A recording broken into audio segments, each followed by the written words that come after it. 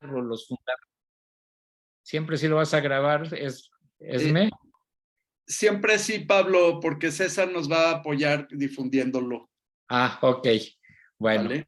pues muchas gracias, bienvenidos a todos nuevamente. Pues estamos arrancando. Esta es una masterclass para hablar sobre el concepto del hombre y la organización, y todos aquellos elementos que el humanismo nos permite habilitar como herramientas y posibilidades.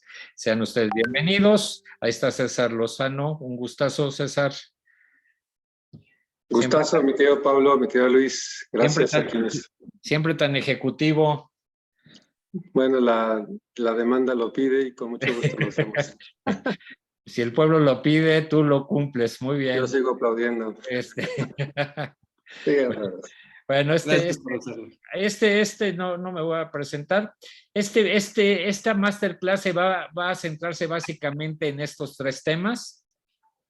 Hablar de la persona como el centro de la organización, hablar de algunos procesos humanos en las organizaciones y vamos a platicar también sobre algunas prácticas organizacionales que se han dado en el aspecto del ambiente laboral y corporativo y que se denominan pretenciosamente prácticas de clase mundial y que lo de clase mundial no tiene más que decir que tiene un sentido de que están probadas, son científicas y aportan, pero las puede hacer desde una pyme de 10 gentes, 3 gentes, hasta una empresa de 50,000, 60,000 empleados o más.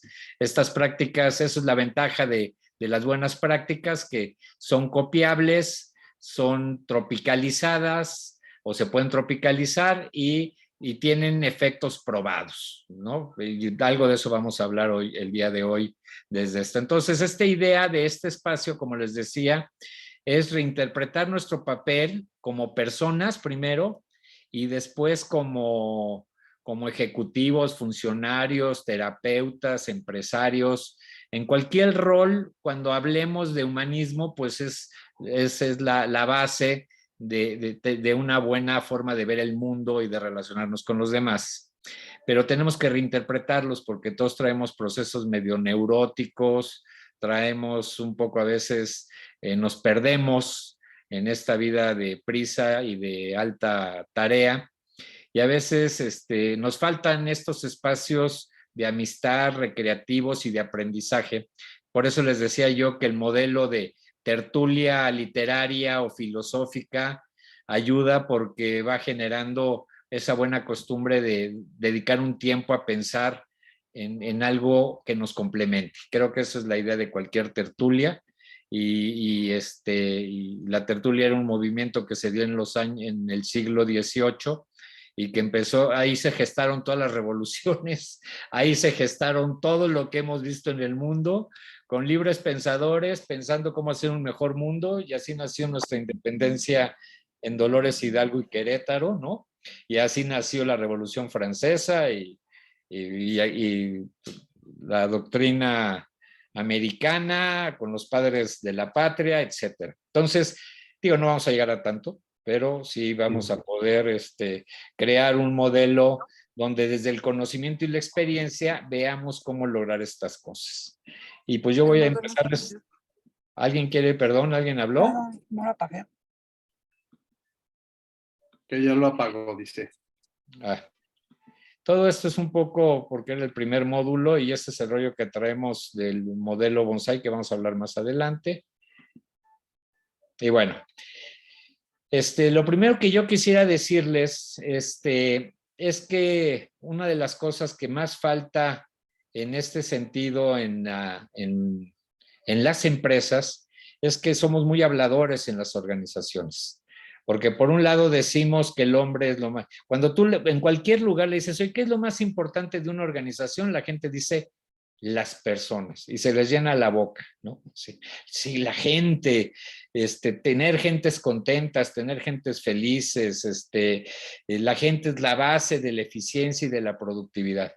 Bueno, eso es un muy buen concepto teórico, pero en la realidad y en las prácticas cotidianas, eso está muy lejos en la mayoría de las organizaciones. ¿Por qué? Porque es muy fácil hablar en la vida y no necesariamente que la acción vaya en correspondencia, porque dice el dicho mexicano que en donde abres la boca pones la billetera, ¿no? Entonces, si tú dices que a la gente es lo más importante, pues eso te va a costar. Te va a costar tiempo, te va a costar dinero y te va a costar una serie de cosas importantes. Y como vivimos, lo voy a decir con cuidado, todavía en un país donde pues sí tenemos problemas para contratar gente, pero hay muchos millones de desempleados, pues nos damos un poco el gusto de despreciar a la gente o verlos como máquinas o como herramientas o refacciones. Y eso en otros lugares del mundo donde es difícil conseguir gente o ya tienen un problema de... Yo acabo de regresar por un viaje en Australia, bueno, en Oceanía, y me sorprendió mucho, y digo, lo cuento como una anécdota, me sorprendió mucho, nunca lo había visto en mi vida, y miren que he viajado y he estado en muchos lugares, en mi vida había visto un letrero en un hotel de 5 estrellas en el elevador y en la recepción que decía, nos va a disculpar, pero usted no va a recibir el servicio que se merece porque nos faltan colaboradores. Si usted conoce a alguien que quiera trabajar, por favor, denos sus datos. En mi vida había visto en un hotel de esa categoría un letrero que te dijera eso. Y entonces llegabas tú en la mañana y te decían, pues nos da pena, pero el desayuno vamos a hacerlo un poquito más tarde porque no tenemos gente que atienda más temprano. Increíble. Y hay muchísimos restaurantes que no abren porque no tienen gente. Y no sé si sepan ustedes o no, cosa que también me sorprendió mucho, que ellos tienen una cuota por los fines de semana. Los fines de semana ir a un restaurante te cuesta entre el 15 y el 30% más porque tienen que pagar el doble y el triple de los salarios y no hay gente que trabaje.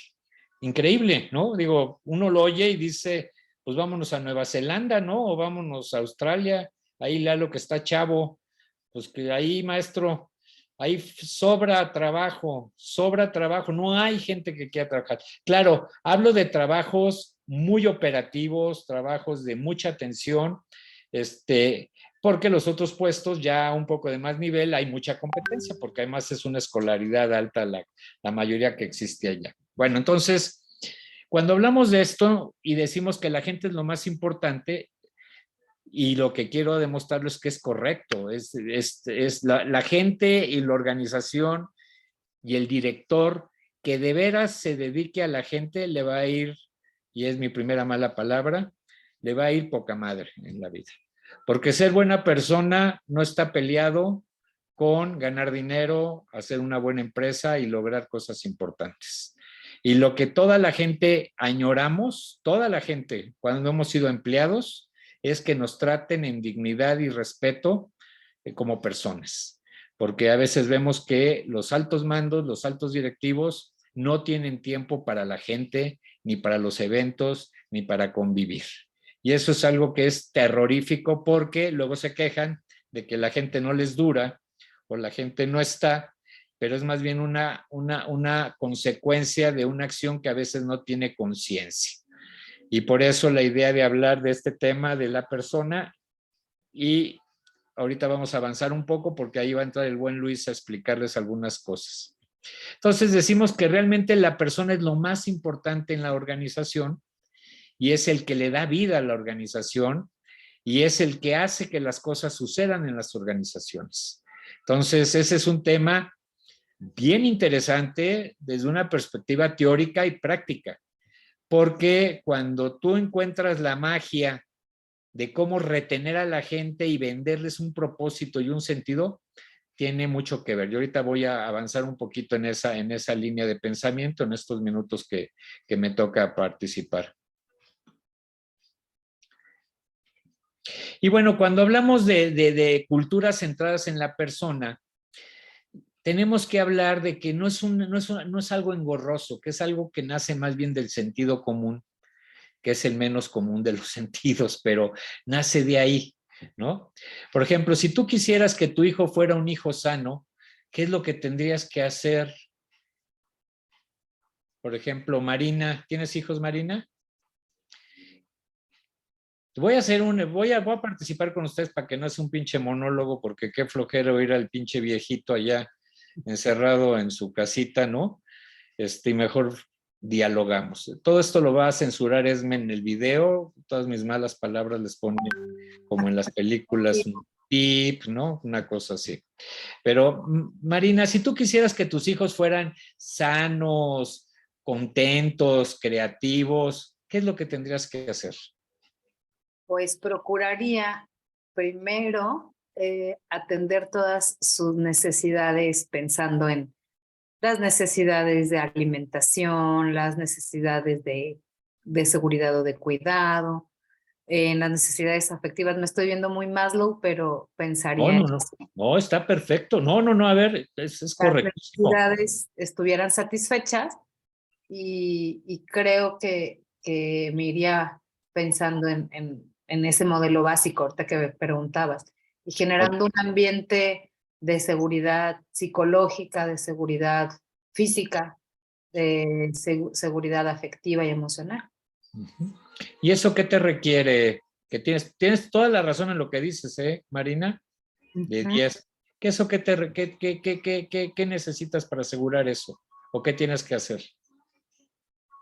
Bueno, en general, pues déjame hacerte la pregunta. Me gusta, perdón, soy muy...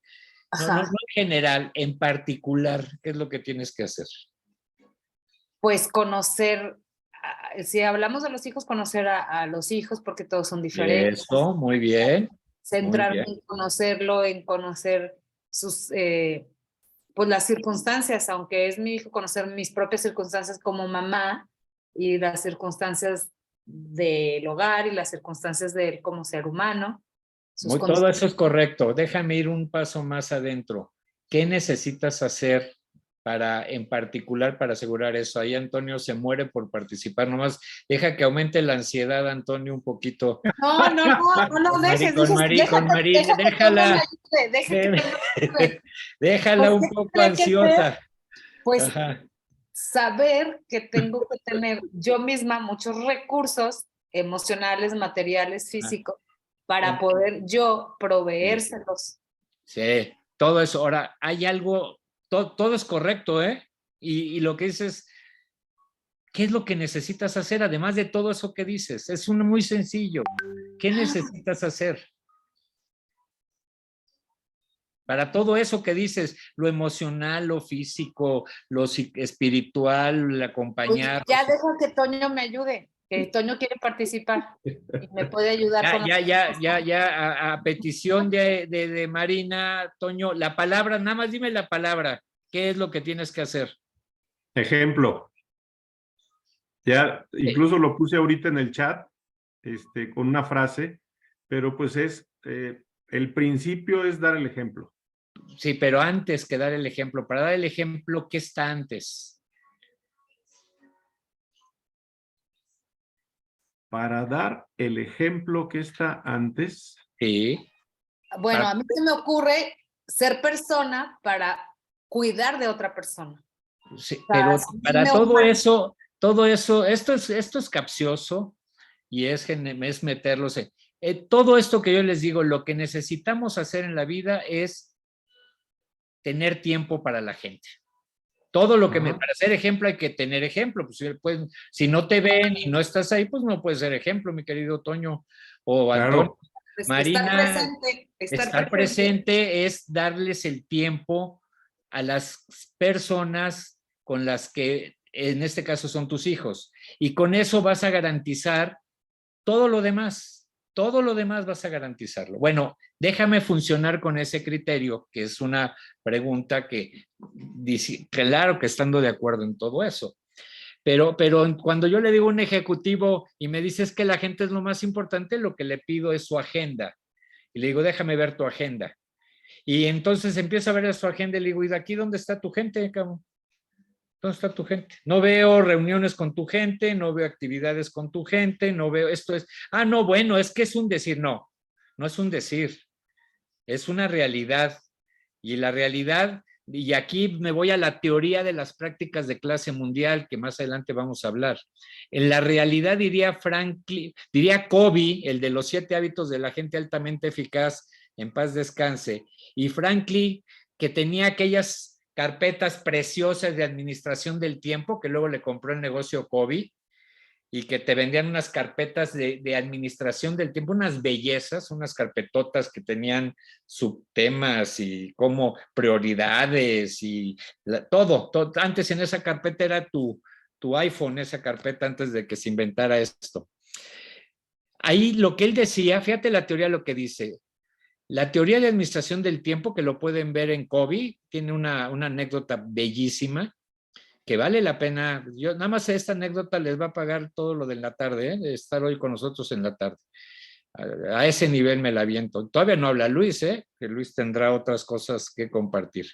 Pero Covey decía, tiene un video donde te da una bola de piedras grandes, te da una cubeta de arena y luego te da agua.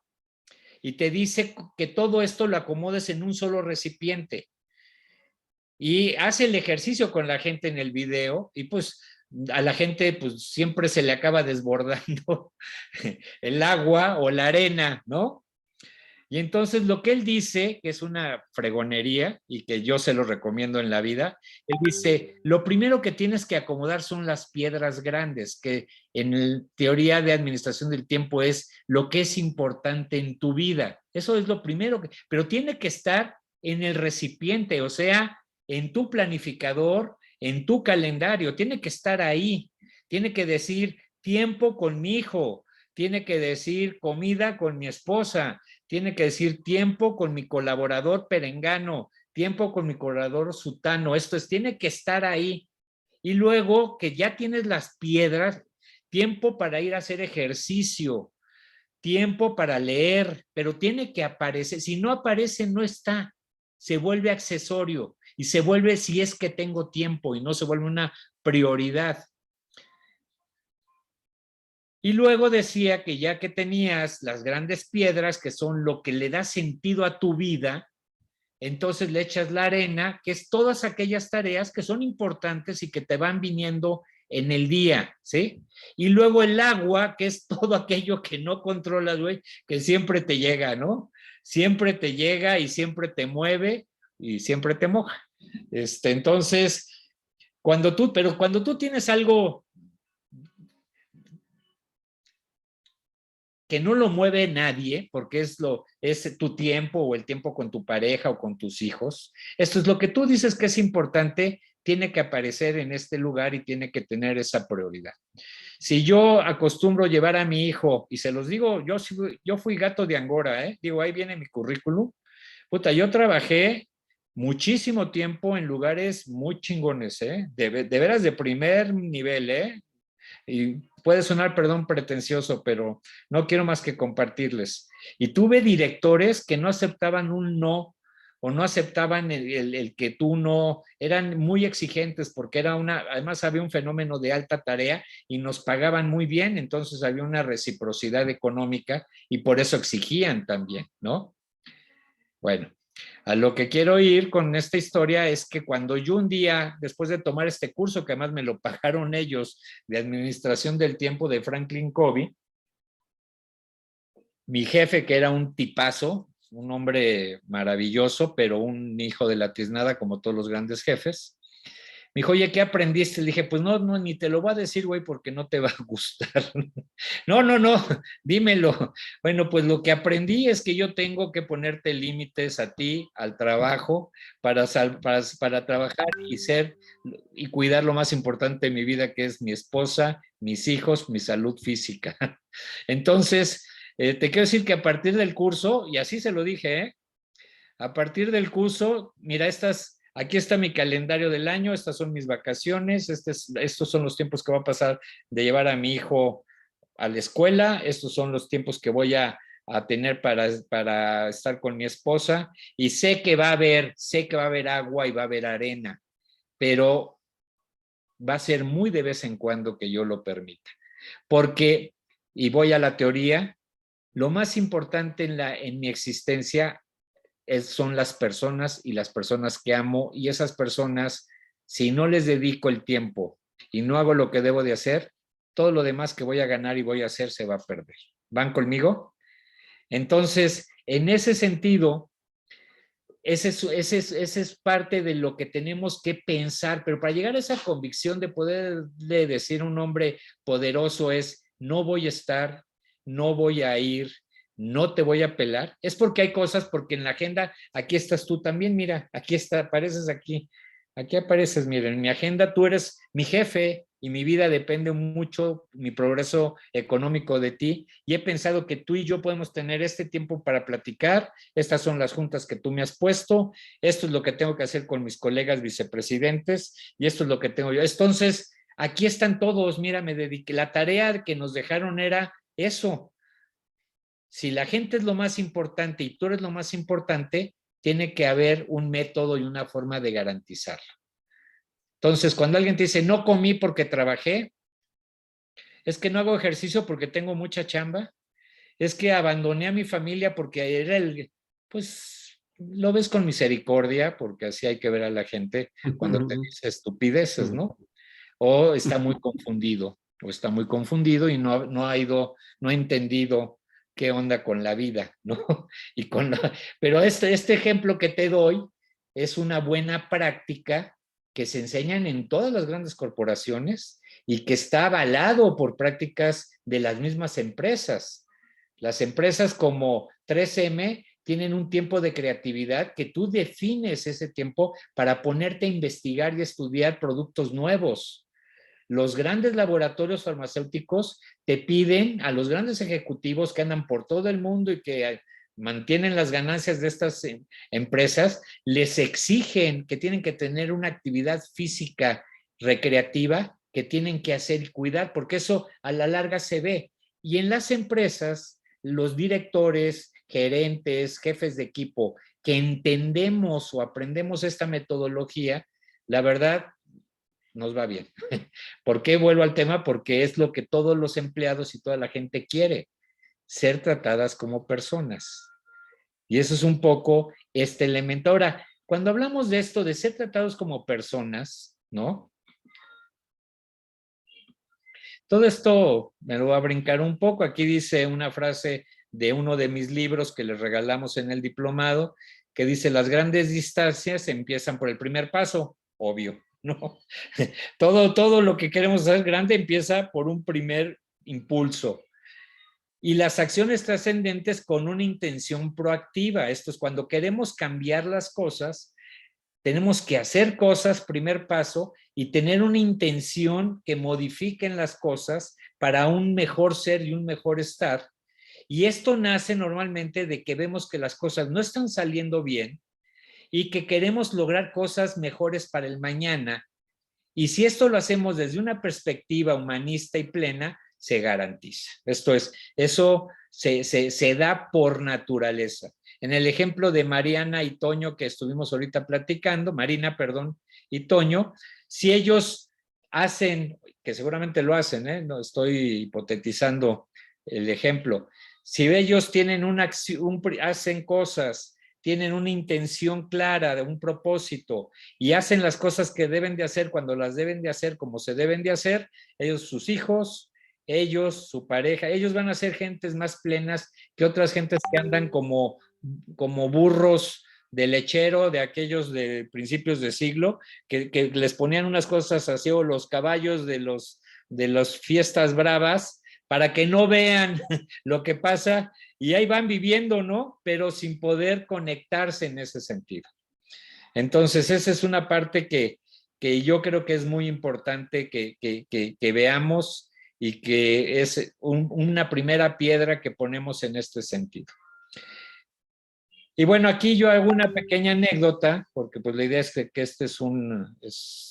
la idea es compartir. En el libro también hago una anécdota un poco exagerada, porque a veces las anécdotas hay que exagerarlas, pero hago la anécdota para identificar lo que tiene valor. Y vamos a pensar que a Julie, que anda por ahí caminando, que la vemos por ahí. Julie, a ver, ¿puedes prender tu cámara? ¿Estás visible?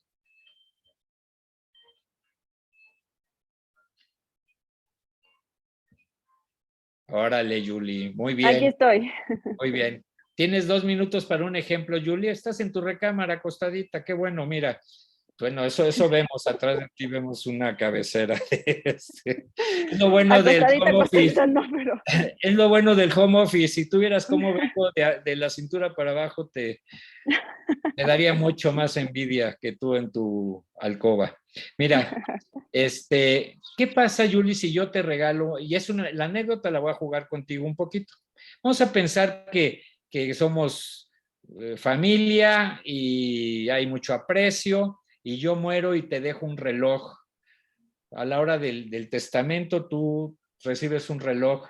Esto es lo que te toca, Julie, ¿no? Y además es un reloj raspado, usado, y tú decías, pues es el reloj que Pablo usaba, ¿no? Pablo usaba muy seguido, y que siempre lo tuvo, ¿no? Y ves que a tus hermanas o a tus demás familiares les dejas una herencia, pues de cuadritos, de ropa, de joyitas. Eso, claro, para ti te regalé ese reloj. Y tú, un día, es la anécdota, pues tú agarras y dices, voy a usar mis malas palabras. Ay, pinche reloj, no manches. Y además ni funciona. Y lo avientas en una caja, ¿no? Y lo guardas ahí 2, 3 años, 4 años. Y un día, porque así es la vida, abres el cajón y ves ese reloj y dices, híjole, pues este reloj se lo voy a regalar a uno de mis hijos o se lo voy a regalar a un novio que tengo y todo eso. Y pues ya ahora que está de moda lo retro, pues hasta puede ser algo bonito, ¿no? Y vas a una joyería aquí en Polanco y dices, oh, traigo este reloj. Y entonces agarra el relojero, que es su chamba del reloj, y me dice, ¿me permite, señorita, por favor? Y entonces entra y tú ves que habla con el director y todo eso, y te dice, oiga, le compramos el reloj. Es más, se lo cambiamos por este Cartier y por este Rolex, que valen de mercado, uno vale 120,000 pesos y el otro es de 80, 90,000 pesos. Le cambiamos estos relojes nuevos por ese reloj que tiene. Pero tú como buena mujer, Julie, ya desconfías. ¿Qué onda? ¿Qué onda? ¿No? No, a ¿qué ver, está pasando aquí? ¿por qué tan rápido y por qué me dan cosas de este valor, no?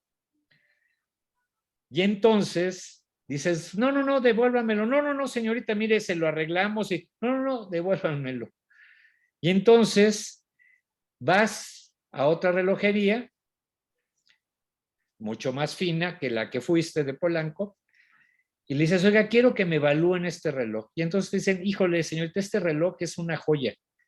Este reloj vale 1,5 millones de pesos. 1,5 millones de pesos. Oiga, pero está todo jodidito, raspadito, ¿no? Pues sí, pero vale 1,5 millones de pesos.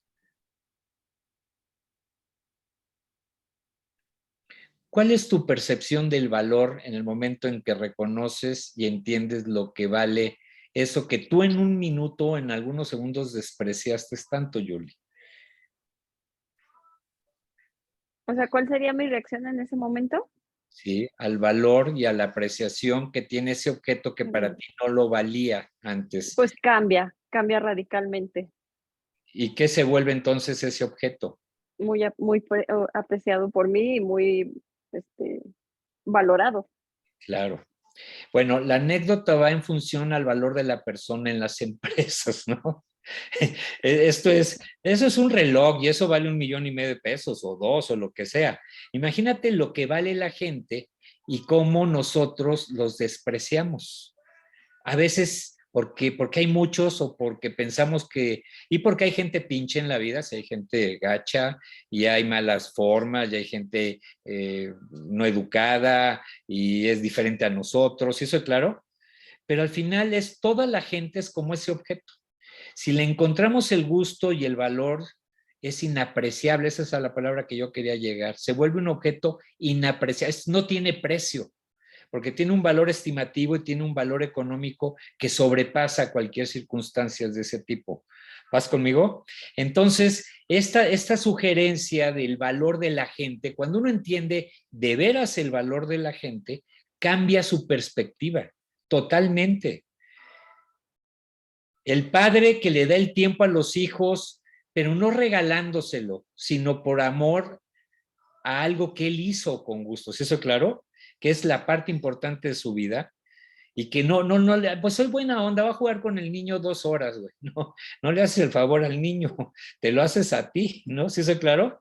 Pero si tú le dedicas ese tiempo al niño o al hijo, y es un tiempo de calidad, y es un tiempo, perdón lo que voy a decir, basado en una buena teoría, en lecturas, en una sensibilidad, no de sentido común, porque ese, perdóname, yo conozco mucha gente que en la vida le ha ido muy mal porque le falta teoría.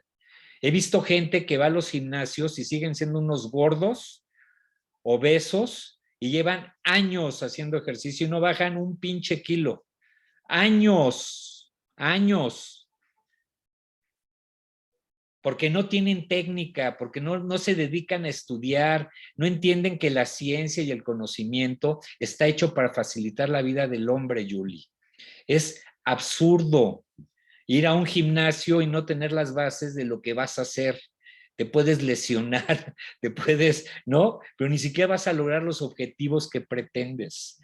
Por eso, cuando Luis y yo pensamos en este diplomado, como gente que ya viejitos, no es que lo seamos porque somos chavorrucos, pero en el sentido de que ya estamos un poco más allá del bien y el mal, ya pasó mucha agua por el puente.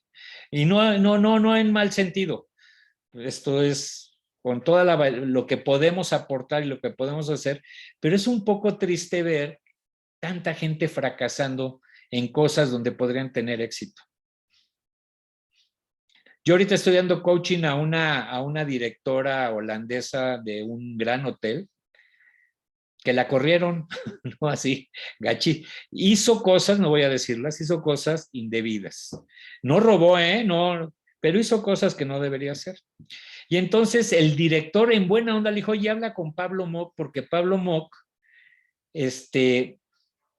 algo ya me había dicho de ti, en el buen sentido, porque yo lo que me atreví a decirle le dije, oye, esta chica es valiosísima, pero la tienes que pulir. Aunque tenga 50 años y sea holandesa y traiga un doctorado, la chava le está faltando. Por algo no ha tenido éxito a sus 50 años con su doctorado. Esto es, le está faltando un método humano, si me permites la palabra, ¿no? Entonces le escribí y le dije, oye, me está pidiendo fulano que hable contigo porque pues se están corriendo, ¿no? Y pensaban que ibas a poder funcionar más, entonces te están corriendo. Y entonces ella me pone, pues no hay mucho que decir. Tienes razón, no hay nada que decir. Que te vaya muy bien, sigue con la vida, ¿no? Porque al final, pues, porque a producto de gallina la gente no cambia. Tiene que nacer de una motivación interna humana. Ya pasaron 2 semanas y ya me escribió ayer. Oye, sí tengo ganas de platicar y entender. ¿De qué se trata? Le dije, se trata de que tú entiendas qué pasa contigo y con el concepto del éxito, la riqueza, la abundancia y las posibilidades. Ese es el tema. Y te están regalando este hotel, te está regalando 4 sesiones conmigo. Yo no tengo tema, ¿eh? Yo ni te conozco. Más bien es que tú descubras a través de la metodología centrada en la persona qué es con tu vida y por qué tú haces cosas que luego no entiendes y que luego te puedes enojar con el mundo, con los mexicanos, con los guanajuatenses, con quien quieras, pero mientras tú contestes así, pues no hay de qué hablar y todo es, a ver, pues tienes toda la razón, no hay nada de qué hablar.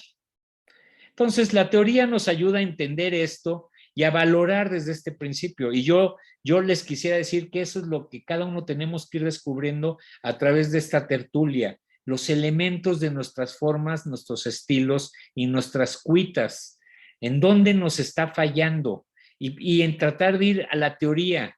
Y en el diplomado estamos regalando 2 sesiones de coaching, con alguno de los especialistas, porque igual Antonio tiene su empresa y le interesa más profundizar sobre el tema de la mercadotecnia o la publicidad.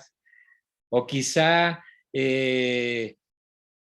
Marina tiene ganas de entender un poco más el concepto de los cambios legales en la jurisdicción actual, pero necesita profundizar y la clase no le permite, ¿sí? Entonces, la idea es entrar en esa onda, que así yo le llamo la onda de la transformación. Yo estuve en terapia muchísimos años, muchísimo. Gracias a Dios no estoy tan loco, cabrón, pero tuve mis cosas. Yo estuve, porque mi esposa es psicoanalista, en terapia psicoanalítica. Ahora estoy en terapia humanista, pero estuve en terapias y estuve con Juan Lafarga también en terapia, muy poco porque no me aceptó como paciente o como cliente, ¿no? Pero, cuando entras en la onda de la transformación es eso, la misma hora, el mismo lugar, el tema eres tú, el tema son tus conocimientos, tus ideas, y vas profundizando, y es como cuando haces bíceps en el gimnasio, ¿no? Que le cargas y que todos los martes y viernes haces bíceps. Puta, pues al rato tú es un musculón pero es porque fueron varios martes y viernes que estuviste jalando con técnica adecuada y en el lugar y con la forma que debe de ser. Así son las transformaciones en todos lados y de todas las gentes. Por eso este diplomado. Y miren esta frase bellísima que le voy a pedir a Esme que las lea, por favor, Esme, estas dos frases. Sí. Las ideas marcan la ruta, el amor es la energía, el motor de la actividad humana.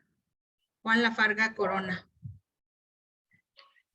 Me doy cuenta de que si fuera estable, prudente y estático, viviría en la muerte. Por consiguiente, acepto la confusión, la incertidumbre, el miedo y los altibajos emocionales, porque ese es el precio que estoy dispuesto a pagar por una vida fluida, perpleja y excitante. Carl Rogers. Pues nada más ni nada menos, ¿no? Sí. El principal humanista mexicano, fundador de la teoría y el desarrollo humano, Juan, y Carl Rogers, que tanto Luis como yo tuvimos el gusto de estar con los dos en algún punto, y que son gentes que en esta teoría, pues eso es lo que buscamos a través de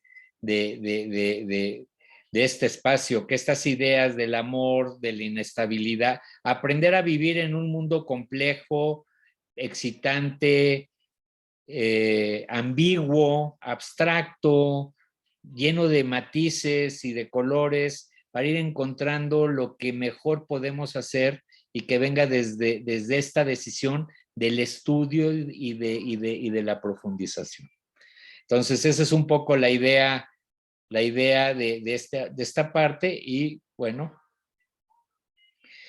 ¿de dónde viene basado esto? Bueno, de la psicología y filosofía humanista viene planteado parte del diplomado, y este libro que escribí hace unos años. Y la otra es que yo soy creyente, aunque no lo crean, soy apostólico romano, guadalupano, tercermundista, y le voy al Guadalajara, que le vamos a romper el alma a la América en estas eliminatorias por primera vez en muchos años. No lo creo, pero bueno, lo digo. Es como un mandato yogi, ¿no? Pero bueno, va a estar bueno el clásico. Pero a lo que voy es, la iglesia, y no porque sea creyente meto este concepto, y mucho menos con gente que respeto yo profundamente, soy ecuménico, como dirían, a lo que le vayas y con quien juegues, todo está perfecto. Pero la iglesia tiene unos principios que a mí se me hacen formidables y que además en las prácticas de clase mundial, que es el otro eje, vienen dados. El tema de la dignidad humana, solidaridad, subsidiariedad, bien común, el destino de los bienes de la humanidad y la participación. Son los 6 principios del cambio organizacional planteado desde esta perspectiva. ¿Quién estaría en contra de la solidaridad humana o de la subsidiariedad humana o de la dignidad humana? O de hablar de que los bienes no solo es de quien los tiene, sino de los que lo construyen y aportan. Perdón,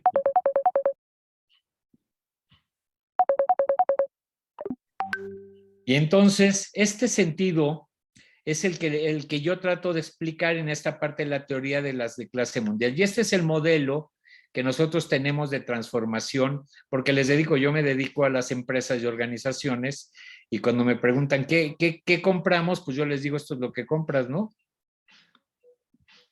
Exactamente esto es lo que compras. Compras un modelo que tiene a la persona al centro, es un modelo donde la persona es el núcleo del cambio, donde los temas de dignidad, tanto física, psicológica, como en los temas de inclusión, son los que le dan certeza a ese respeto y a esa dignidad humana. Donde tenemos el tema del desarrollo como un eje humano, el hombre que no crece y se desarrolla se muere y se empequeñece. Y en lo humano hablamos de lo profesional, lo personal, y hablamos de conceptos de planes de vida, que es hacia dónde vas en tu vida y tus propósitos, para que desde ahí tú entiendas lo que tienes que hacer. Por supuesto, el hombre tiene que entrar en una dinámica participativa y tiene que participar en la riqueza que genera, tiene que participar en los propósitos de la organización, y para participar es esencial tener un elemento de confianza en lo que estoy haciendo y con quien estoy trabajando. Y el tema de calidad de vida, que es el balance, la armonía y el respeto. Y entonces aquí entra todos estos temas que hoy tienen que ver con esto. Bueno, todo esto, que es un modelo céntrico, tiene que estar rodeado o soportado por un liderazgo que nosotros llamamos bonsai, que es un modelo que en este diplomado vamos a ver por el módulo 4 o 5, de qué es el modelo bonsai de transformación, que retoma 7 modelos de teorías de liderazgo que han sido muy exitosas y donde logramos hacer que la gente cambie rápidamente su forma de interactuar en los grupos, en los equipos y con sus colaboradores. Y luego hay un proceso arriba que son las prácticas humanistas y productivas, que son las prácticas que hay que hacer, y les voy a poner algunos ejemplos y ahí me detengo unos segundos. Déjenme ver, que como apagué el celular para que no me interrumpieran. Pero bueno, el modelo de estas prácticas, voy a decir algunas, por ejemplo. Los modelos de clase mundial y de prácticas de clase mundial tienen que ver con el tema de los ingresos. ¿Cómo le pagas a la gente? ¿De qué manera le pagas? ¿Bajo qué políticas les pagas? ¿Y cómo les pagas? ¿No? Y esto tiene que ver porque muchas empresas son empresas con empresarios ricos y empresas pobres, ¿no? Porque los empresarios lo que hacen es mamarle todo lo que pueden a la empresa en todos los sentidos y dejan una empresa con pérdidas para los que trabajan ahí.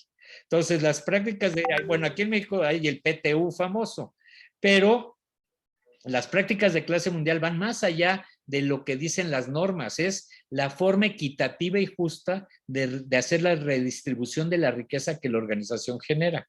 Y hay todo un modelo ahí de cómo se hace esto. Otra práctica de clase mundial es cómo evalúas el desempeño. ¿Qué son los KPIs? ¿Y cuáles estos KPIs van vinculados al desarrollo y sustentabilidad? Porque tú puedes ganar dinero dándole la madre al planeta. Entonces, tienes que analizar cómo generas lana sin afectar el entorno o contribuyendo al entorno de una u otra manera.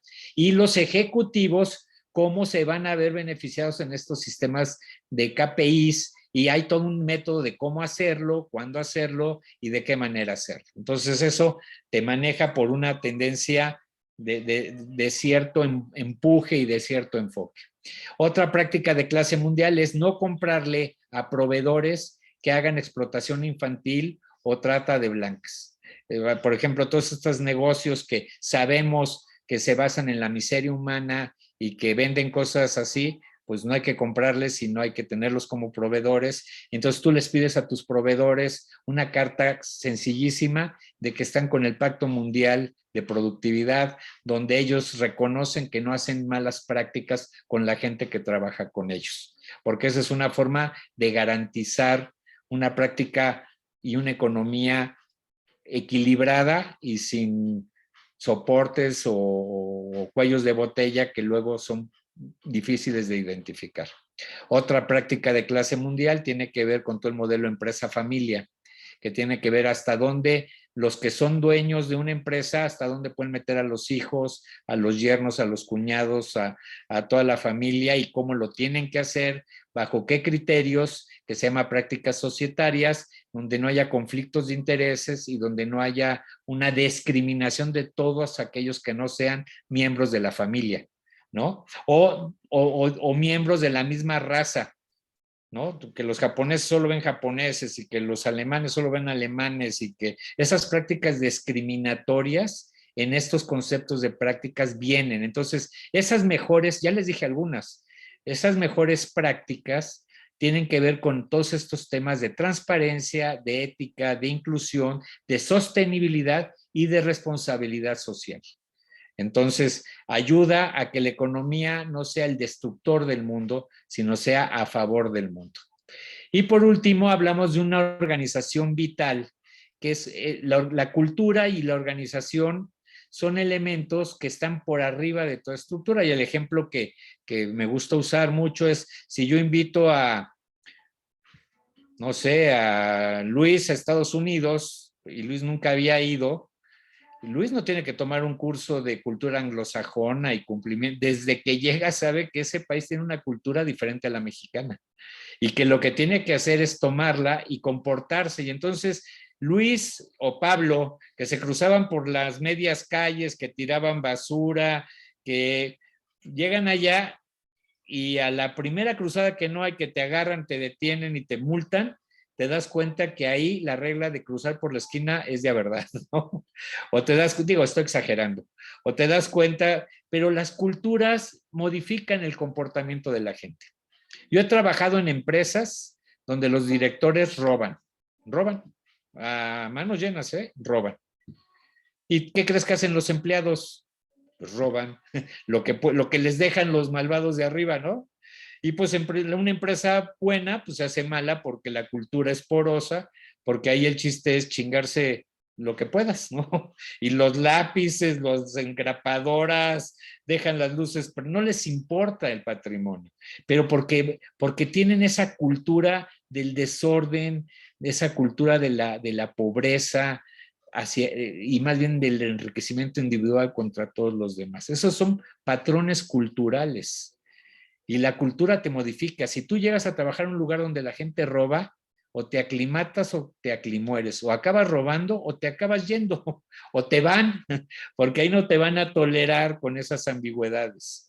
Entonces, las culturas, hablamos en las empresas de culturas organizacionales vitales, armónicas y de paz, que puedas lograr equilibrar estos elementos en una vida de una cultura enriquecida, valiosa y que te aporte en ese sentido. Entonces, eso es lo que yo tendría que compartirles en esta masterclass. Qué rico fumas, Marina, qué envidia me das. Qué envidia me das. Oye, pero ¿son de los que sí se pueden o prohibidos? No, qué envidia, ¿eh? No, ya me diste envidia. Mira, bueno, luego te presumo, yo también tengo el mío, pero es maravilloso cuando todavía se puede hacer en lugares. Pero bueno. En esta clase sí se puede, ¿verdad? Eso, ¿no? Y aquí yo te lo refuerzo, fíjate. Y estás en tu casa. Y estás en tu casa. Bueno, no sé si hasta aquí, antes de darle la palabra a Luis para que nos hable del tema de la persona y todos los modelos de transformación que él va a ir compartiendo en este diplomado, si tuvieran algo que decir, alguna duda, algún comentario para cederle la palabra a Luis.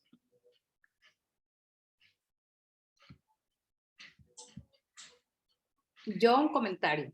Sí, Marina, por Muy favor. interesante. Me gustan los temas. Creo que tenemos mucho que aprender de ti, de tu experiencia, y gracias por compartir. Me motiva. Gracias, Marina. Qué linda, muchas gracias. Y agradezco tu comentario. Yo soy el medio güey del grupo, ¿eh? Espérate que conozcas a los otros. Esos sí son chipocludos cada uno. Okay, muchas gracias. Gracias. Gracias. Bueno, Luis, si gustas, por favor. Gracias, Pablo. Bueno, pues saludo adicionalmente a lo que ya había llegado. Hay 2 iPhones que podrían renombrarse si quieren para participar. Igual, si quieren abrir su cámara, yo estaré feliz, porque a menos que la señal no se los permita, creo que eso puede ser interesante, ¿no? Y si me permites compartir pantalla, Esme y Pablo, para hacer lo propio, platicarles un poco de la historia del desarrollo humano, principalmente en función de que hoy está de moda el storytelling, en el sentido de que podemos reconocer y honrar a los ancestros, y en este sentido el hablarles de dónde viene todo esto.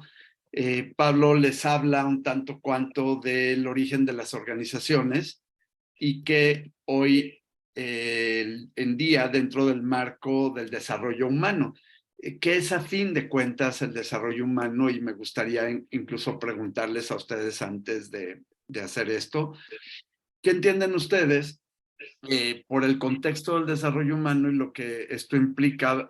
Pablo hablaba de la dignidad humana, hablaba de la persona, hablaba del enfoque centrado en la persona y lo que para ustedes pueda significar el desarrollo humano, ¿eh? En este afán de hacer diálogo, en el momento en que ustedes quieran tomar el micrófono, háganlo.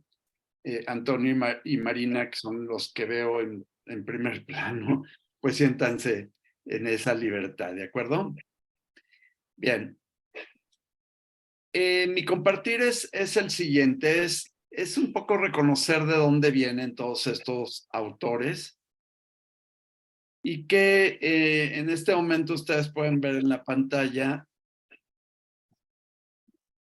esta carátula, que es bueno, la de la presentación de hoy, y un poco de currículum.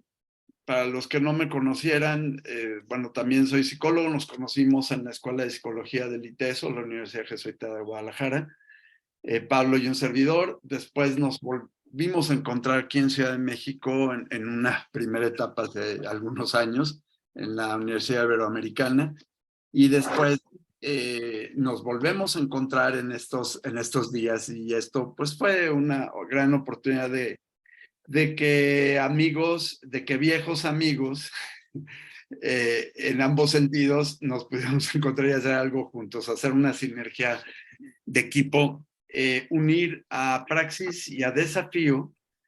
Praxis como una consultoría organizacional de bastantes años, de más de 30 años de experiencia, y Desafío, el Instituto Desafío, una institución de educación superior en donde impartimos la maestría y el doctorado en desarrollo del potencial humano, con 25 años de trayectoria. La idea es, como hoy en día, unir esfuerzos y que esto nos genere muchas posibilidades a todos de ganar, que es este concepto que pienso todos compartimos. De alguna manera estamos de acuerdo en que vale la pena. Y menciono algunos de los ancestros del desarrollo humano. Yo he aprendido en esta filosofía humanista que el reconocer y honrar a los ancestros es una buena práctica, que es de clase mundial, que nos permite conocernos como personas y que nos permite llegar más lejos. Esta historia incluye a gente como Carl Rogers, también mencionado por Pablo, quien propone el enfoque centrado en la persona, ¿no? Y entre cuyos principios principales nos comparte la actualización del potencial creativo. Es decir, actualizamos no solamente conocimientos, sino actualizamos experiencias pasadas que hoy en mi vida me ofrecen gran oportunidad de crecimiento, y de decir, en lugar de todo pasado fue mejor, como decían los abuelos, poder decir, en realidad el pasado fue bueno, hubo cosas dolorosas, y en el presente yo puedo actualizar lo doloroso y lo creativo y lo sustancial que en este momento, aquí y ahora, me dan una oportunidad de vivir y vivir mejor con ustedes en conjunto. Nos trajo también el concepto de sabiduría organísmica, este concepto sumamente bien logrado, porque no hay nadie que conozca más a tu persona que tú misma.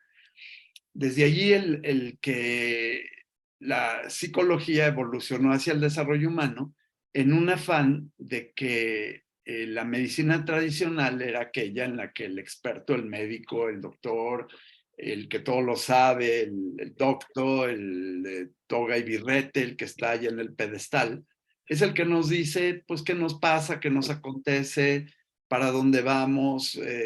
También lo hacían los maestros, por ejemplo, los maestros tradicionales, en donde hace rato tenía una sesión de coaching con una maestra y decía, pues las letras con sangre entran, eran de estas frases lapidarias, ¿no? En donde la violencia, la imposición hacían que las personas aprendieran, ¿no? La sabiduría organísmica, en cambio, me da la oportunidad de decir, a ver, yo Luis, ¿qué quiero en la vida y para dónde voy? Quiero hacer un diplomado con Pablo Mock, lo hacemos, nos juntamos, reunimos a todo este equipo de praxis y de desafío en un objetivo común, que es crear o construir empresas y organizaciones altamente productivas y profundamente humanas, que son la combinación de dos variables sumamente importantes para estar en la escena, para ser competitivos, para realmente ofrecer servicio y bienes, y las condiciones necesarias y suficientes para el cambio, estas que de alguna manera todos conocemos, ¿no? Empatía, congruencia, aceptación o consideración positiva incondicional, que son las que nos permiten transitar y disminuir el conflicto o utilizar el conflicto, la fuerza y la energía del conflicto a nuestro favor y no en nuestra contra. El abrir las fronteras del acompañamiento hacia la educación y la capacitación en todo el trabajo de crecimiento personal. La columna vertebral de nuestro diplomado es que nosotros podamos realmente ofrecer un enfoque humanista para las empresas, para las organizaciones en donde tú colabores, ahí se puedan humanizar de alguna mejor manera, ¿no? También el tema de la empatía es que tú eres tú y yo soy yo, decía el psiquiatra Fritz Perls en la psicología de la Gestalt, o en la psicoterapia Gestalt. Decía, tú eres tú, yo soy yo, no estoy en este mundo para cumplir con tus expectativas, ni tú lo estás en este mundo para cumplir con las mías, más somos dos seres activos en encuentro constante y podemos utilizar nuestra creatividad uno a favor del otro. Y si podemos encontrarnos en este camino, será para celebrarlo, y si no, no tendrá remedio, como en algunos casos ocurren. Bueno, nosotros buscamos que las cosas pasen, buscamos ser personas activas, proactivas, que digan que las cosas sí se pueden lograr, que sí se pueden conseguir, que sí se pueden realizar a favor de. Que el mundo está lleno de posibilidades, que el mundo es un símil al universo, como lo somos las personas. Es decir, tenemos un universo de posibilidades. Y estas posibilidades hay que ponerlas en pie al servicio de todos los que estamos alrededor, ¿no? Esto es pues la sabiduría organísmica. Yo sé lo que me pasa a mí, yo puedo saber lo que le pasa a mi organización, lo que le pasa a mi familia, lo que le puede pasar a mi relación de pareja, y que puedo trabajar arduamente en favor de los dos y de todas las partes involucradas, pues, que somos personas, que es un enfoque profundamente personalista, que tiene una influencia importante del personalismo comunitario de Emmanuel Mounier. Si yo les menciono algunos de estos personeros es porque dejaron huella al paso de sus vidas, ¿no? El personalismo comunitario, junto con el existencialismo y la fenomenología, pues son las bases filosóficas de nuestra doctrina que utilizamos en la consultoría, en la capacitación, en el coaching, en la tutoría, en la mentoría, en fin, en el entrenamiento a directivos, a mandos medios, a los propios accionistas de una empresa, es este personalismo que es el que los entrenamos, es decir, la persona al centro y como diría Pablo, que sea congruente en el sentido de que está en nuestra agenda diaria, ¿no? Es decir, yo platico contigo, Antonio, porque tú eres mi jefe de supervisores, yo te escucho, te tomo la palabra, pongo a prueba las ideas que tú me estás exponiendo de una manera generosa y creativa, y entonces ambos veremos qué nos funciona y qué puede tener más áreas de oportunidad, por ejemplo, ¿no? O a ti, Marina, yo te delego la posibilidad de que tú reclutes a los directivos, ¿no? Porque tú tienes una amplia experiencia en ese campo y que por lo tanto te invito a colaborar conmigo de esta manera. Rebota las ideas conmigo y ambos corremos riesgos y también tenemos la posibilidad y la gran oportunidad de reclutar personas con un gran liderazgo. Este liderazgo del que les estaremos hablando a lo largo del diplomado, que es este liderazgo bonsai, y que, como Pablo comentara, pues es el aglutinado de diferentes maneras de liderar y que todas estas nos lleven a mejores instancias, ¿no?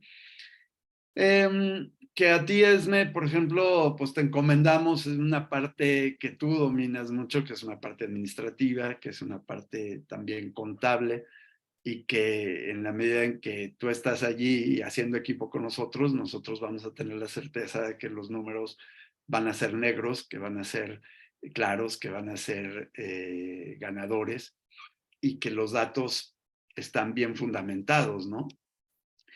Y bueno, y continuamos con algunos de los otros mentores que nos han antecedido, a Pablo y a un servidor, y es que tenemos también a un Abraham, bueno, este mensaje que puedes leer, Antonio, si gustas,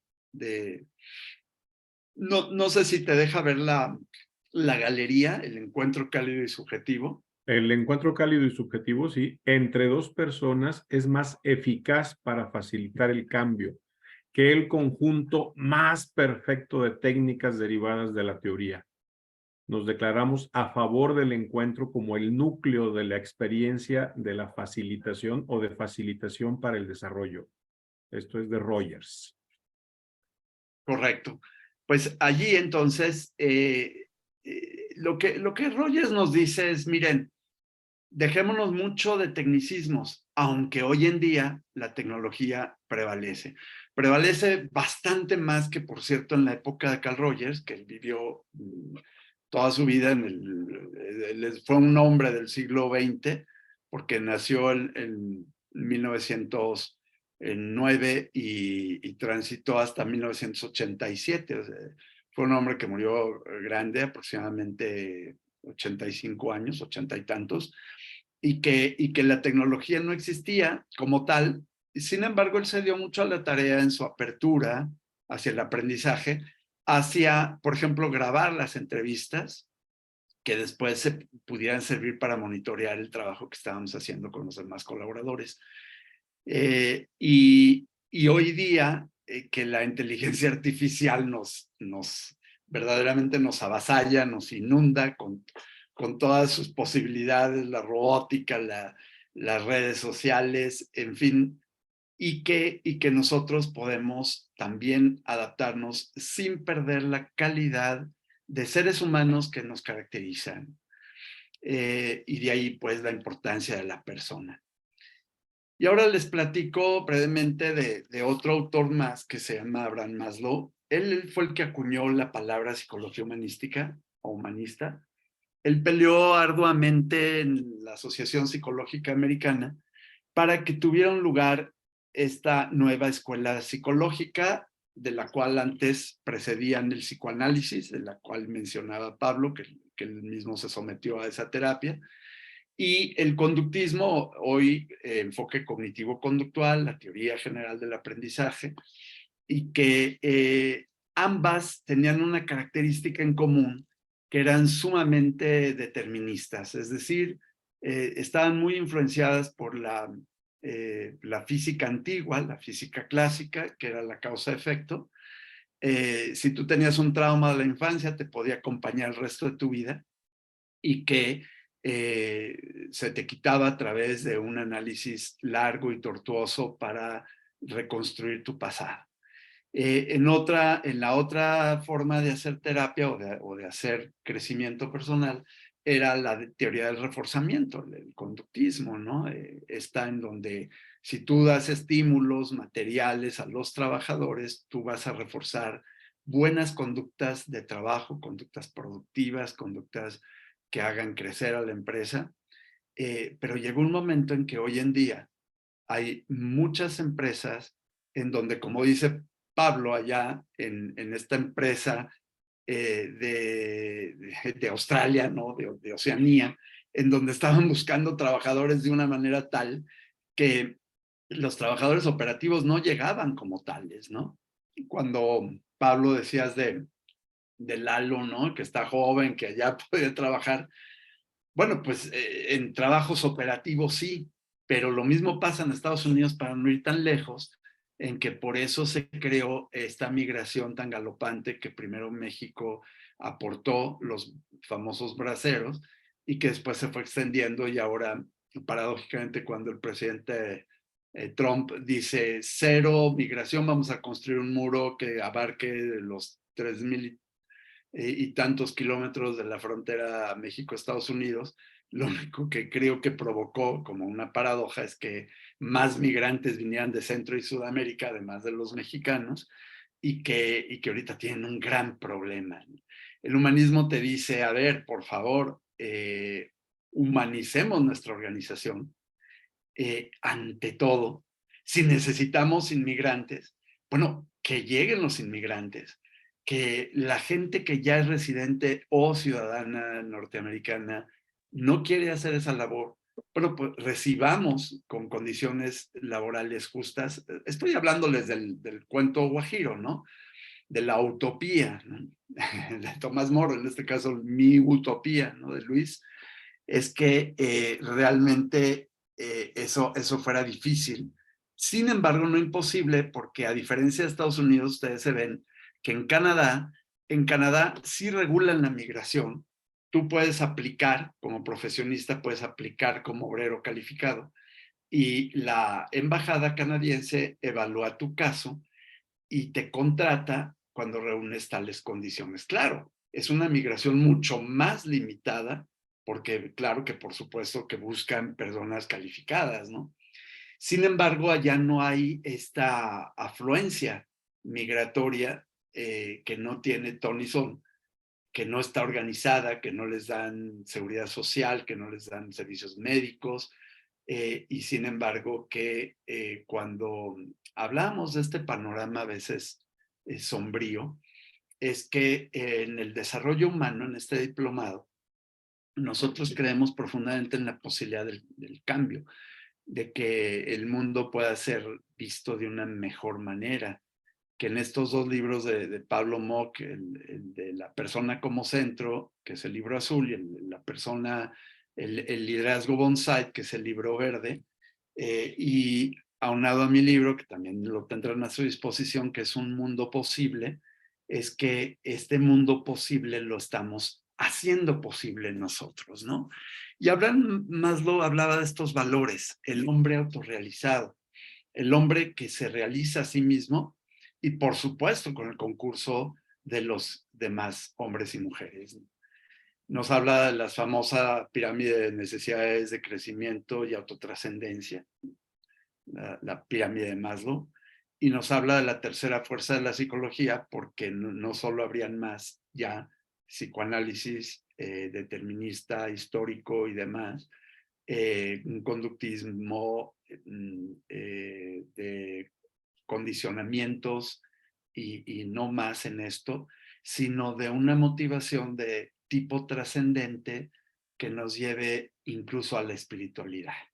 Sí, no solamente al desarrollo psicológico y emocional, como tú mencionabas, Marina, la creación del ambiente de seguridad psicológica tan importante para podernos entender, sino de la creación del ambiente que está en la empresa, pero también fuera de la empresa, ¿no? O sea, también lo está en tu familia, lo está en tu pareja, lo está en tus amigos, lo está en tu barrio, en tu colonia, y de allí en una especie de onda expansiva que llega hasta el otro lado del mundo, ¿no? Porque los seres humanos, en el humanismo, en la psicología humanista, estamos convencidos de que todos estamos conectados unos con otros. Esta posibilidad nos hace más grandes. Y bueno, les digo yo, les pregunto para si quieren ustedes participar un poco más, ya que somos un grupo pequeño. Marina, tú, ¿qué más elementos cabrían en esta pirámide de la que nos habla Abraham Maslow, que nos hace llegar a la trascendencia, pasando por ciertos peldaños? ¿Qué peldaños podemos pasar para poder llegar a ser autotrascendentes? Híjole. ¿Que no estén incluidos en la pirámide? Bueno, puedes agregar los propios, desde luego. Pues es que yo digo que a esta vida venimos a conseguir muchos autos, pero pues no son los coches, sino todos los autos, la autonomía, bueno, primero el autoconocimiento, o sea, le agregaría, o sea, una parte de que esa realización pues va a implicar un trabajo personal también, o sea, esta parte de todos los autos que tenemos que conseguir en la vida. Exacto. Autonomía, autorresponsabilidad, autoconocimiento, autorregulación, para realmente llegar a esa trascendencia con conocimiento de nosotros mismos, con un compromiso con nosotros mismos, que eso también sería otro auto, la autorresponsabilidad, el autocuidado. Pero obviamente, pues si vamos siguiendo la pirámide, pues yo lo visualizo como, pues eso, o sea, esta parte de ir creciendo en un trabajo donde también entendemos que somos responsables de satisfacer esas necesidades. O sea, una parte sí está dada por, o no determinada rajatabla, pero sí hay un contexto, esta parte de yo soy yo y mis circunstancias, pero sabiendo que siempre estamos en posibilidad, en la capacidad, en la potencia de convertirnos en algo mejor. Por supuesto. Es decir, lo que tú nos invitas a hacer es que los seres humanos podemos ser algo mejor de lo que éramos, ¿no? Que no tenemos fecha de caducidad como los productos que consumimos a diario, y que por lo tanto somos vigentes en la medida en que nosotros nos propongamos hacerlo. ¿De acuerdo?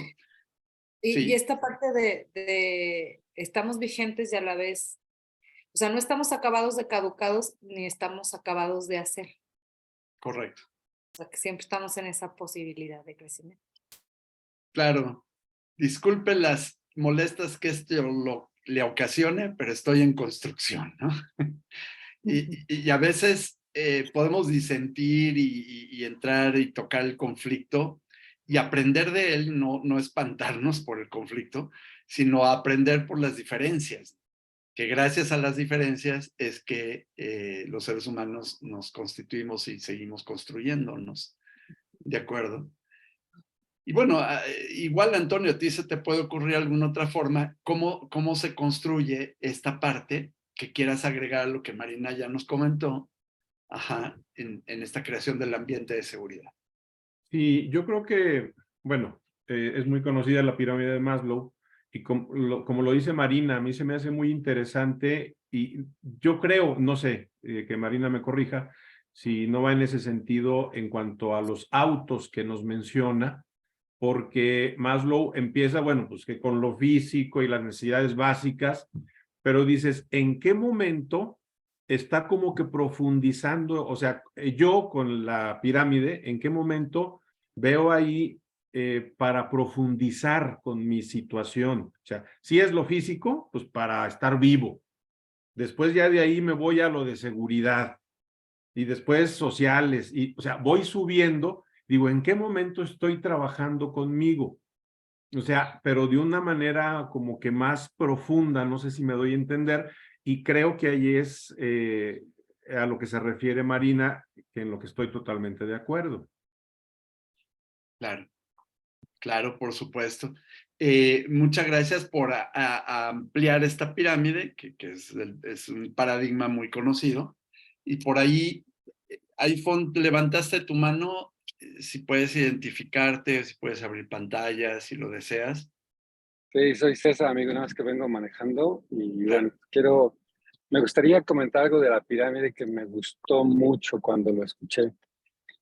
Hay dos elementos de Maslow, que es la cúspide, que es las experiencias cumbre, que son los momentos felices, y el estado espiritual, que se refiere no a un aspecto de una deidad o de un dios, sino al amor o a la creatividad. Y una de las cosas cuando las personas estamos en procesos de vocación es invertir la pirámide. A veces podríamos, ya no es la escala lo que importa, sino es la trascendencia de la persona de lo que hace. Es decir, es la autorrealización lo que puede hacer que en ciertos momentos nos podamos olvidar de nosotras o de nosotros mismos. Entonces, sin descuidar, por supuesto, toda la escala de necesidades que puede haber, fisiológicas, sociales, afectivas, emocionales. Pero cuando una persona está en lo vocacional, está en la autorrealización, está en la cúspide. Y en muchas ocasiones no cuenta con todos los peldaños construidos. Pues nada más, mi querido amigo. Muchas gracias, César. Muy a tono decir esto y adicional a lo que tú comentas, Marina y Antonio y César, por supuesto, es que contemporáneamente el doctor Miguel Jarquín, otro querido amigo que está con nosotros en el Instituto Nacional de Investigación en Desarrollo Humano, él agrega un concepto que se llama nos-realización. Es decir, que tú, Antonio, tu Marina, tu César, tu Pablo, tu Esme, Lalo, en fin, no nos realizamos sí solo por nuestra cuenta, nos realizamos sí y gracias a que estamos aquí precisamente reunidos, aquí en donde hacemos un holismo, aquí donde hacemos totalidades que son unidades superiores a la suma de las partes, ¿no? Las partes son la persona, el individuo, y que como tal, en la época de Carl Rogers y demás discípulos de él, hablaban de que para ser sociedad necesita ser primero individuo, y hay una metáfora, esta proviene de Teilhard de Pierre de Chardin, que es, tú arrojas una piedra, digamos, somos nosotros mismos, un peso, sobre un lago en perfecto reposo, y este va creando unos anillos alrededor de ti, ¿no? Mientras tú creces como ser humano, tu relación con tu pareja crece, tu relación con tus hijos sigue creciendo, y con tu empresa, tu organización, tu sociedad, tu barrio, en fin, el mundo, todo él crece, y el universo como tal, ¿no? Este es el concepto de trascendencia que, si bien esta pirámide invertida sucede cuando hay catástrofes, por ejemplo, en donde nos quitamos el bocado de la boca y se lo ofrecemos a la persona que está más cerca de mí, y que es de esta manera como sobrevivimos, y los mexicanos somos bastante buenos en esta tarea, ¿no? De ayudarnos unos a otros, por cierto, ¿no? Y así entonces, bueno, Maslow es de los más conocidos también para ustedes, pero bueno, es icónico, tiene un lugar muy en el espacio. Y ahora les voy a citar a otro más, que es uno que vivió todavía un tiempo antes, pero también fue contemporáneo de nosotros, que fue otro hombre del siglo XX, como lo fue el doctor Viktor Frankl. Él con su fuerte influencia existencial, prácticamente se propone hacer en Europa, el análisis existencial y la logoterapia, y él vive en carne propia el campo de concentración. Como dicen, en la batalla esta diaria, aunque permaneció 4 años en un campo, prácticamente lo que duró la Segunda Guerra Mundial, solo estuvo como 6 meses en campos de trabajo. Pero era un hombre sumamente inteligente, hoy en día diríamos inteligente emocional y espiritual. ¿Por qué? Porque supo conjugar muchas cosas y hacer un liderazgo en este campo de concentración, ayudando a sus compañeros, ¿no? Él descubrió que el caer en un campo de concentración fuera como en principio un problema. Y en este ejercicio yo les voy a pedir a ustedes que nos imaginemos, por conceder, que estamos seriamente involucrados en un problema fuerte, y lo digo con toda seriedad. Y te pregunto, Marina, ¿cómo te sientes cuando yo te digo, estás en un problema? Antonio, ¿cómo te sientes? Pablo, Esme, César, pueden decirlo con micrófono abierto o escribirlo si lo desean. Imagínate, sí, Antonio. Sí, o sea, lo comentas y yo ya siento como que una losa, así como, ¡ay, hijo eso! Sí. Es correcto, sí. Marina, ¿le agregas algo a la losa? Así de la vida real, de mi experiencia personal, a ver, o sea, esa losa a veces la siento como, esa losa que me imposibilita moverme y ver la luz, y me pongo negativa o pesimista o triste, o sea, esta parte de una losa que a veces no me deja ver, o que pareciera que no hay cómo quitármela encima, ¿no? Correcto, correcto. Estamos tocando las sensaciones, ¿de acuerdo? Esme, ¿tú cómo te imaginas el problema en sensaciones?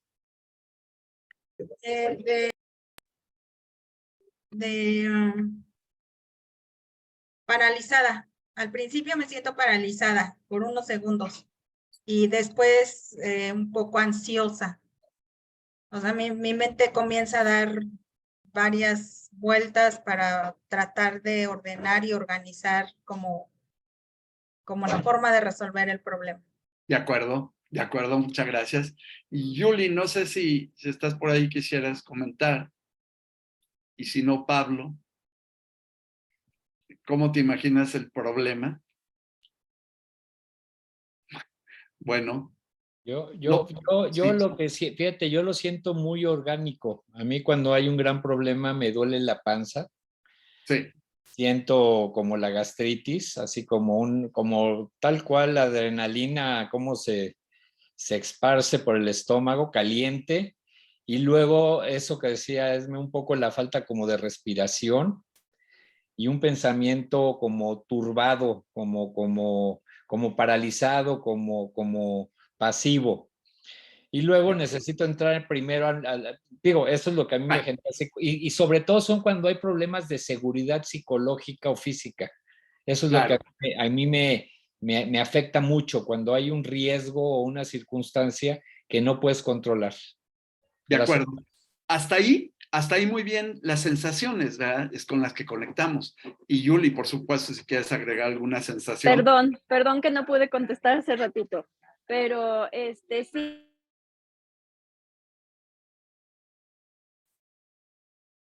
Sí, ¿me escuchan? Sí, si se te corta, lo anotas y no hay problema, ¿eh? Se te cortó un poquito, pero te escuchamos. No sé si me escuchan. Ahorita, si puedes completar la idea. Era donde sentimos los problemas, ¿no? Sí. Sensaciones. O sea, sensaciones, o sea, en los hombros, en el estómago. Correcto. De acuerdo. Muy bien, muchachos. Pues ahora la segunda parte del ejercicio es, imagínate que lo que tenemos es un proyecto. Es un proyecto. Conéctate con las sensaciones de la idea de tener un proyecto frente a ti. Y y den palabras sueltas sin pensar, solo sensaciones. Abran su micrófono o anoten. Antonio, micrófono. Ánimo, Abran su micrófono todos. ánimo, ilusión. Ok. Marina. Incertidumbre y duda y gusto. Ándele, como con maripositas en el estómago, que pasa de lo doloroso, feo e incierto a gusto, ¿no? Bien. Yuli. Ansiedad. Ok. Ansiedad que la puedes transformar y ahorita vamos a ver cómo, ¿no? Pablo. Pues sí, angustia, preocupación y luego paso a un estado de paz y de quietud y de perspectiva. Vale, vale. No sé si Esme y César quieran agregar algo. Y yo paso a un momento de claridad.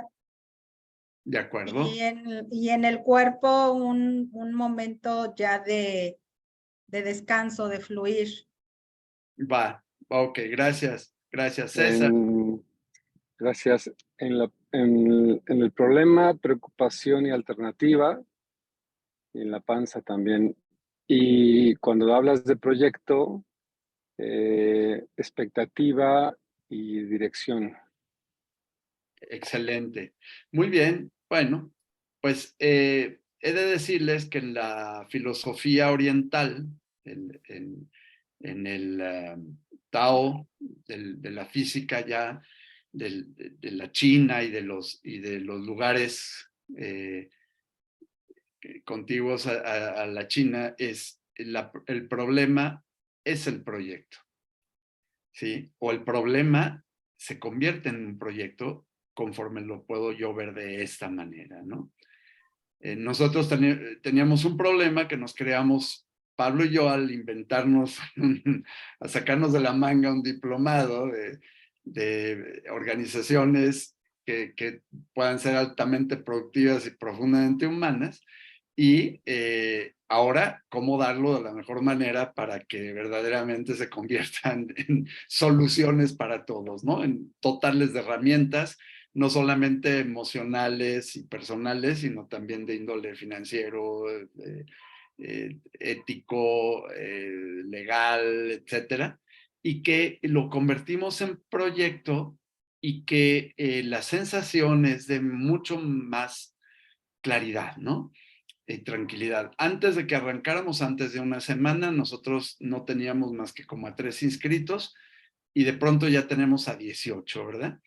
Y que como es un programa abierto en el que pueden participar en todos los módulos o en algunos de ellos, o incluso acreditarlos como maestría, certificarse y demás, pues se ha convertido en un proyecto de vida que a nosotros nos da pues cancha para hacer las cosas que más nos gusta hacer a Pablo y a mí, y que ahí participan, bueno, también Esme, que está Claudia, y que está Carlos Vázquez, y que están, en fin, Fernando Caloca y Rosalena Sandoval y Gustavo y demás, ¿no? Y que bueno, esto es lo que es hacer desde el desarrollo humano, desde el humanismo contemporáneo, que es existencial, que es personalista, comunitario y fenomenológico, es decir, se va a las cosas mismas, el que hace que las cosas sucedan, que sucedan de la mejor manera posible, que no nos ahoguemos en un vaso de agua por verlo solamente como un problema, apachurrárseme el estómago, oprimírseme el pecho, cortárseme la respiración, y que son características muy dadas en la angustia y en la ansiedad, por ejemplo, y que sin embargo se puedan convertir en claridad. Dice Esme, bueno, si se me corta la respiración, ¿qué puedo hacer como ejercicio?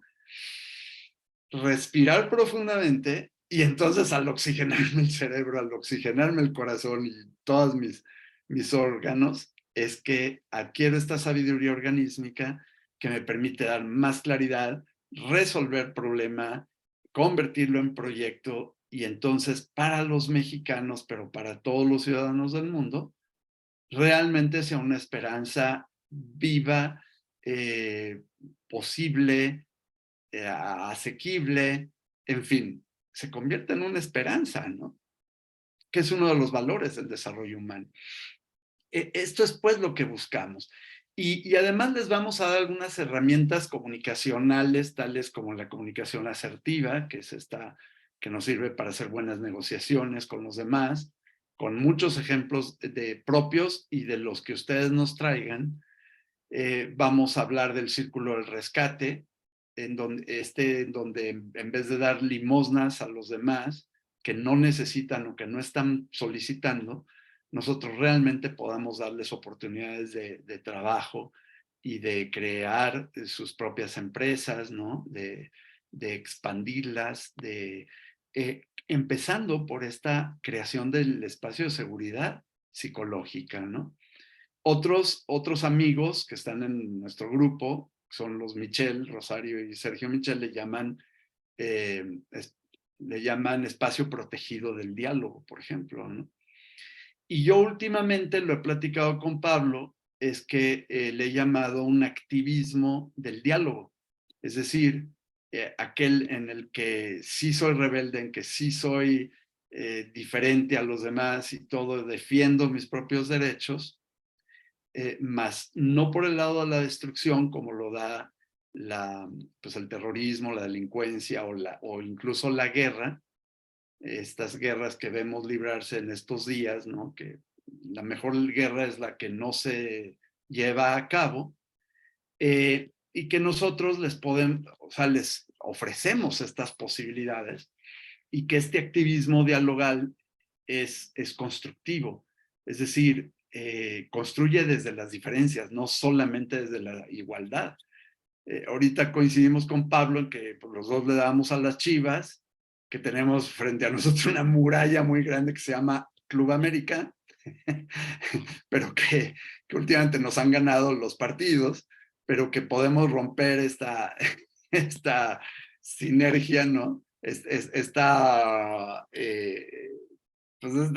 patrón repetido cuando las Chivas del Guadalajara puedan convertir el problema que tienen frente a ellos en un proyecto de vida, ¿no? Es decir, hacer bien las cosas, meter buenos goles, defender muy bien la portería, jugar con su público, con su afición, ¿no? El tener un entendimiento entre director técnico y jugadores, en fin, todo lo que esto implica convertir los problemas en auténticos proyectos de vida es algo que en el Instituto Desafío hemos venido logrando pues, por 25 años, que hemos logrado que la maestría tengamos ya 28 generaciones y que en el doctorado tengamos 7 generaciones también, y que hemos también capacitado por fuera a muchas organizaciones que pues hemos mencionado. Una de ellas es el Congreso del Estado de Guanajuato, estado que hemos compartido como clientes, Pablo y yo,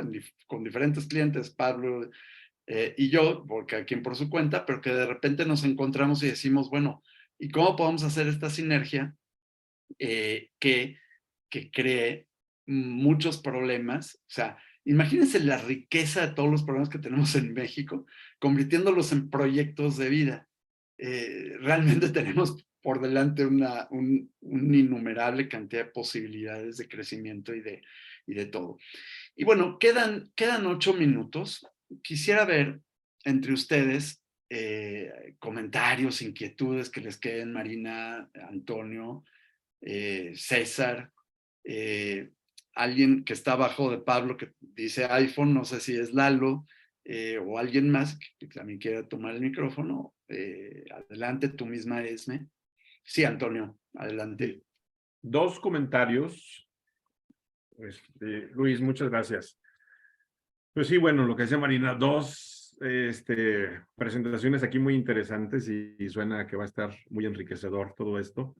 Ahorita hablabas de Víctor Frank y para mí es una de las formas o uno de los ejemplos de lo que él vivió para decir en ocasiones se vale decir me desconecto de mi presente porque luego ya ves que dicen que no, que el pasado, y que para mí el pasado es muy importante porque sea como sea, es tu experiencia, y el futuro pues, son tus ilusiones.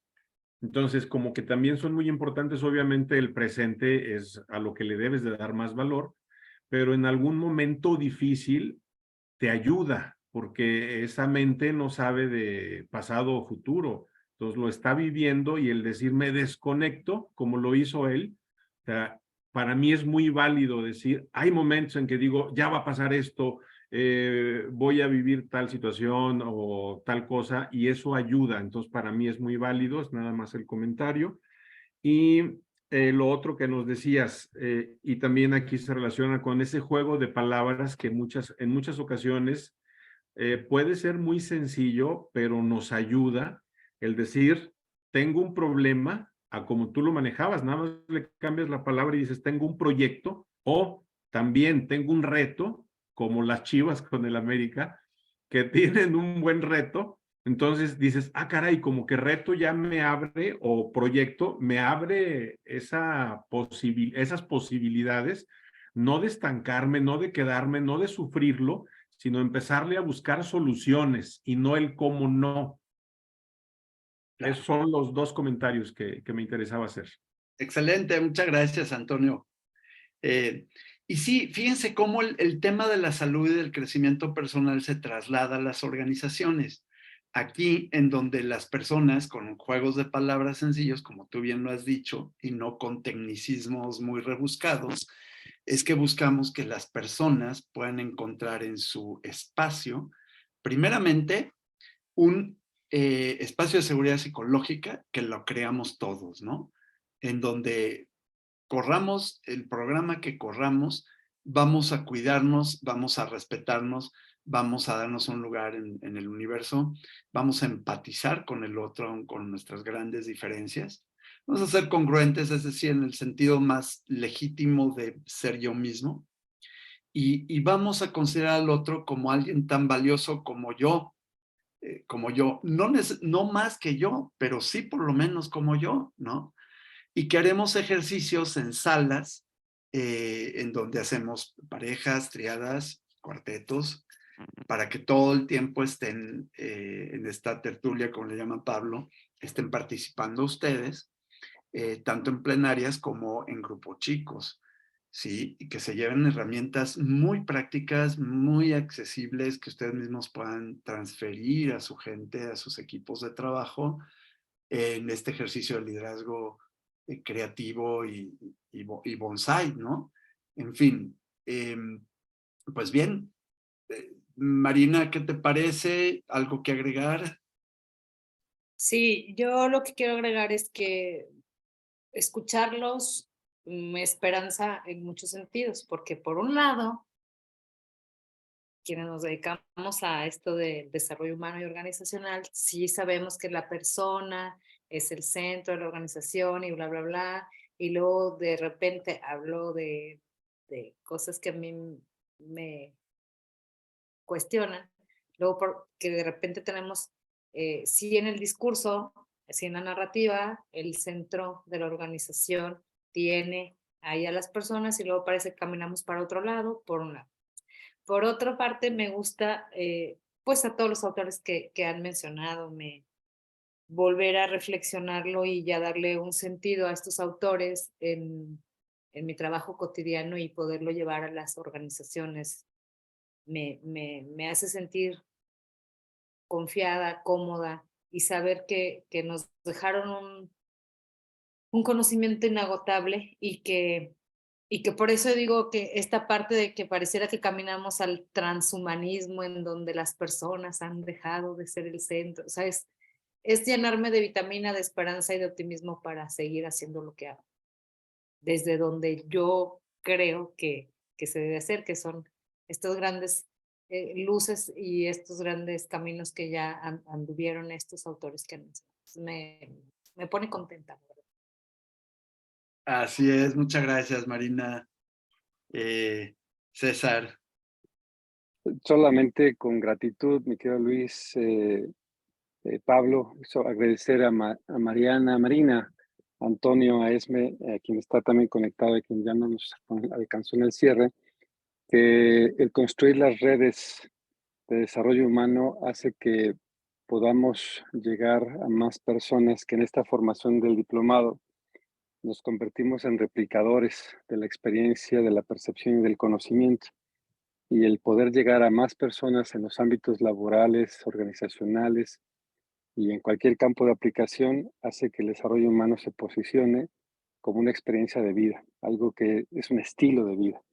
Pues muchas gracias por este espacio, gracias por la confianza de esta entrevista en Humanizarte y seguimos construyendo. Muchas gracias. Gracias a ti, César, por facilitarnos estos medios y llegar hasta otros espacios, ¿no? Esme y Pablo, no sé si quieran agregar algo. No, agradecerles, los esperamos. Si no, ustedes hagan favor de recomendarnos con alguna gente que sienta que este proyecto les pueda ser de interés. Y como los platicábamos Esme, Luis y yo, que el tema no sea el dinero, sino las ganas de aprender. Siempre buscaremos el cómo sí en la mayor de las disposiciones, porque al final se hace con una vocación más de abundancia y de compartir que en verlo de esa manera. Agradecerles a todos, desearles mucho éxito. Yo me tengo que desconectar en un segundo. Gracias, Luis, Esme, un gustazo. César, como siempre, tu gentileza y arrieros somos y en el camino andamos. Que la vida nos permita volvernos a ver. Hasta luego. Te agradezco, César, Pablo, Marina, Antonio. Yo